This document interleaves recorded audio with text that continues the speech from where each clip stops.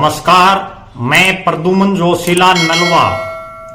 5 राज्यों के विधानसभा चुनाव के परिणाम के बाद लोकसभा चुनाव का काउंटडाउन शुरू हो चुका है। इन 5 राज्यों में जिस तरह के परिणाम आए उसके बाद कांग्रेस पार्टी के जो कार्यकर्ता हैं, जो नेता हैं, वो निश्चित रूप से हतोत्साहित हैं, जबकि भारतीय जनता पार्टी के नेता और कार्यकर्ता उत्साहित हैं। आज के इस वीडियो में हम विश्लेषण करेंगे कि आखिर देश की सबसे पुरानी पार्टी भारतीय राष्ट्रीय कांग्रेस, इंडियन नेशनल कांग्रेस क्यों लगातार हारती जा रही है। वो कौन कौन से मुख्य कारण, वो कौन कौन सी मुख्य वजह हैं जिसकी वजह से कांग्रेस पार्टी जो वर्षों तक इस देश में राज करती रही, जिसने इस देश को कई प्रधानमंत्री दिए, बहुत से राज्यों में लंबे समय तक उन्होंने राज किया, वो आखिरकार लगातार क्यों सिकुड़ती जा रही है। 2014 तक देश में डॉक्टर मनमोहन सिंह के नेतृत्व में 2004 से और 2014 तक कांग्रेस पार्टी ने राज किया। इसके बाद जब 2014 का लोकसभा चुनाव हुआ तो कांग्रेस पार्टी बुरी तरह से हारी और उसे मात्र जो है 44 लोकसभा की सीटों पर संतोष करना पड़ा और जो उनका गठबंधन था यूपीए को मात्र 59 सीट मिली। इसके बाद भी कांग्रेस पार्टी के नेताओं के व्यवहार, आचरण और लोगों से मेलजोल और किस तरह से जीता जाए उस पर उन्होंने बहुत लंबा चौड़ा कोई ध्यान नहीं दिया, कोई होमवर्क नहीं किया, जिसका नतीजा 2019 के लोकसभा चुनाव में भी कांग्रेस को मिला। और 2019 के लोकसभा चुनाव में 5 साल लगातार राज करने के बावजूद नरेंद्र सिंह मोदी की सीटें 282 से बढ़ करके, जो 282 सीटें उनको 2014 में मिली, 2019 के लोकसभा चुनाव में 303 सीटें अप्रत्याशित जीत उनको दर्ज हुई और वो लगातार दूसरी बार जो है एक तरफा बहुमत से सरकार बनाने में कामयाब रहे। कांग्रेस पार्टी को इस बार मात्र 52 लोकसभा की सीटें उनको मिल पाई। 543 सदस्यों की जो देश की लोकसभा है उसमें केवल 52 लोग जो है कांग्रेस पार्टी के जीत करके आए। अब जो 5 राज्यों का चुनाव हुआ, जिसको लोकसभा चुनाव का सेमीफाइनल कहा जा रहा था, और उस सेमीफाइनल में कांग्रेस 3-1 से हार गई। 3 बड़े राज्य जिनमें राजस्थान, मध्य प्रदेश और छत्तीसगढ़, तीनों जगह कांग्रेस हारी। 2018 में जब इन राज्यों में विधानसभा के चुनाव हुए थे तो तीनों जगह कांग्रेस ने सरकार बनाई थी। छत्तीसगढ़ में जहां भूपेश बघेल को मुख्यमंत्री बनाया गया, मध्य प्रदेश में कमलनाथ के नेतृत्व में सरकार बनी और राजस्थान में अशोक गहलोत के नेतृत्व में कांग्रेस की सरकार बनी। हालांकि मध्य प्रदेश में बाद में ज्योतिरादित्य सिंधिया की बगावत के बाद कांग्रेस की सरकार वहां से चली गई और शिवराज सिंह चौहान के नेतृत्व में भारतीय जनता पार्टी का वहां राज बना। अब जो मुख्य वजह हैं कि आखिर वो क्या कारण हैं जिसकी वजह से लगातार कांग्रेस हारती जा रही है, लगातार केंद्र से लेकर के राज्यों तक कांग्रेस सत्ता को खोती जा रही है। सबसे बड़ा जो कारण है वो है कांग्रेस में अनुशासन की कमी। कांग्रेस में कहीं ऊपर से लेकर के और नीचे तक अनुशासन दिखाई नहीं देता। कांग्रेस के नेता लगातार पार्टी लाइन से बाहर की बातें करते रहते हैं, लगातार एक दूसरे की टांगे खींचते रहते हैं, चाहे वो केंद्रीय नेतृत्व हो, चाहे राज्यों का नेतृत्व हो, चाहे लोकसभा हल्का लेवल पर, चाहे ब्लॉक लेवल और जिला लेवल की बात हो, हर जगह कांग्रेस में अनुशासन की कमी देखी जा रही है। दूसरा बड़ा कारण आपसी गुटबाजी। कांग्रेस में गुटबाजी इतनी हावी हो चुकी है, ना केवल केंद्रीय स्तर पर बल्कि राज्यों में अलग अलग धड़े बन चुके हैं। एक दूसरे के प्रत्याशियों को हराने के लिए वो हर संभव प्रयास नेता कर रहे हैं। बहुत से ऐसे नेता हैं जो अगर कोई कार्यकर्ता किसी दूसरे नेता के साथ फोटो भी खिंचवा ले, किसी ब्याह शादी या सुख दुख में भी कहीं कोई मिल जाए तो भी आपस में आपत्ति करते हैं, एक दूसरे को नहीं चाहते हैं। ये बहुत बड़ा कारण कांग्रेस में दिखाई दे रहा है। तीसरा बहुत बड़ा कारण संगठन की कमी। कांग्रेस में लगातार संगठन की कमी है। कभी सोनिया गांधी जी को कमान दे दी जाती है, कभी राहुल गांधी को पार्टी की कमान दे दी जाती है, फिर राहुल गांधी अचानक इस्तीफा दे देते हैं। उसके बाद वो राजनीति से दूरी बना लेते हैं। मल्लिकार्जुन खड़गे को कांग्रेस का राष्ट्रीय अध्यक्ष बना दिया जाता है। उसके बावजूद वो संगठन बनाने में कामयाब नहीं हो पाते हैं। विभिन्न राज्यों में बहुत लंबे लंबे समय तक जिला प्रधान, ब्लॉक प्रधान, प्रदेश की कार्यकारिणी नहीं बन पाती है। कहीं प्रदेश अध्यक्षों की घोषणा हो जाती है तो उस पर भी आपस में जूतम प्रचार शुरू हो जाती है। चुनाव से एन पहले कांग्रेस पार्टी अलग अलग राज्यों में प्रदेश अध्यक्षों को बदल देती है, कहीं डिस्ट्रिक्ट की बॉडी को बदल देती है।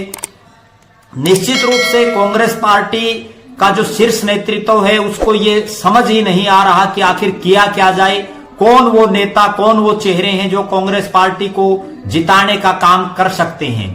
इसके बाद अगर एक और बहुत बड़ी बात, जो चौथी बड़ी बात है, वो ये है कि तमाम नेता अपनी डपली, अपना राग वाली बात है, तमाम सिर्फ कांग्रेस का प्रचार नहीं करते बल्कि अपना प्रचार करते हैं। बहुत से ऐसे क्षेत्रीय अक्षत्रप हैं अलग अलग राज्यों में जो जिन्हें कांग्रेस की बजाय अपना प्रचार करवाना ज्यादा अच्छा लगता है, ज्यादा फायदेमंद रहता है, और जिसका नतीजा यह होता है कि कांग्रेस लगातार जो है सिकुड़ती जा रही है, लगातार हारती जा रही है। उसके बाद पांचवा जो एक बहुत बड़ा कारण है वो है जिस तरह से गांधी नेहरू परिवार लगातार वर्षों से कांग्रेस पार्टी का जो टॉप लीडरशिप है उसमें शामिल है। पंडित जवाहरलाल नेहरू जी देश के कई बार प्रधानमंत्री रहे, श्रीमती इंदिरा गांधी देश की कई बार प्रधानमंत्री रही, उसके बाद श्री राजीव गांधी देश के प्रधानमंत्री रहे, श्रीमती सोनिया गांधी जी ने भी जो है बहुत लंबे समय तक कांग्रेस का शीर्ष नेतृत्व को संभाला। अब जो है कांग्रेस में कहीं ना कहीं जब से नरेंद्र मोदी को भारतीय जनता पार्टी ने प्रधानमंत्री का कैंडिडेट डिक्लेयर किया, उसके बाद से कांग्रेस के नेताओं में भी कहीं ना कहीं एक अंतर्विरोध और एक अंतर्द्वंद्व की स्थिति पैदा हो गई है। बहुत से नेता और बहुत से कार्यकर्ता अक्सर ये कहते और सुनते बोलते दिखाई देते हैं कि गांधी नेहरू परिवार जब तक कांग्रेस पार्टी के शीर्ष पर बैठे रहेगा तब तक जो है नैया डावाडोल रहेगी। राहुल गांधी को अभी भी बहुत सीरियस पॉलिटिशियन जो है देश की राजनीति में लोग नहीं मानते, जिसकी वजह से लगातार कांग्रेस जो है पिछड़ती जा रही है। एक और जो बहुत बड़ा कारण है वो है टॉप लीडरशिप जो है पार्टी की, वो सिर्फ चुनावी दौर में ही दिखाई देते हैं। अगर हम बात करें हरियाणा प्रदेश की, जब से मल्लिकार्जुन खड़गे आए हैं, ये एक बहुत बड़ी बात मैं आपके बीच में कहने जा रहा हूं। मल्लिकार्जुन खड़गे को जब से कांग्रेस ने पार्टी का राष्ट्रीय प्रधान बनाया है, कितनी बार मल्लिकार्जुन खड़गे ने हरियाणा प्रदेश का दौरा किया है।